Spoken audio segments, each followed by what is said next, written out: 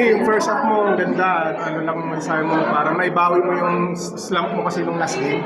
Yun nga, sobrang ano yun, yung stress ng ano, yung kahit na nanalo ka, di ka makapag-perform pero yun nga,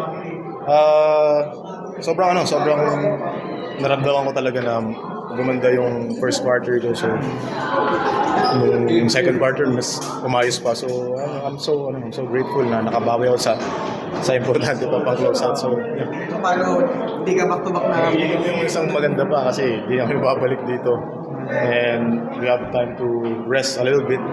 And syempre, galing kami Game 7, parang nakakapagod na din. Nakakaubos na din. Pero yun, thank God na nakuha namin yun. Gano'n ka ka-excited na dala na yung energy mo from this championship series? Actually, yun nga, yung hindi kami nanalo ng All Filipino last year and hindi kami nakapasok ng nakarang conference. Parang sinaksak sa utak namin ng management na kailangan namin bumawi. Kailangan namin redeem yung sarili namin. Kasi nakakahiya din na, na hindi kami makapasok. And yun nga, nanalo kami ng champion ngayon and we have Gilas at sana manalo ulit sa Gilas. So, That's how you bounce back, boys. Yes, sir. Right about that. Right about that. Struggle what? That's how you bounce back. Struggle this. CJ, yung gilas nga, no? So, anong plano ba? Lalaro ko pa sa Monday? Practice ka na ba agad?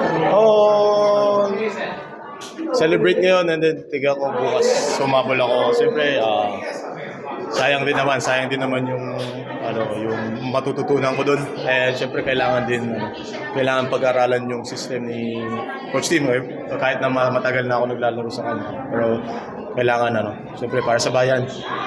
Tsaka na yung pahinga pag malay natin. 'Di ba? Malaki yung chance na manalo doon sa FIBA Asia. So let's pray na lang na maging healthy lahat. Thank you, CJ.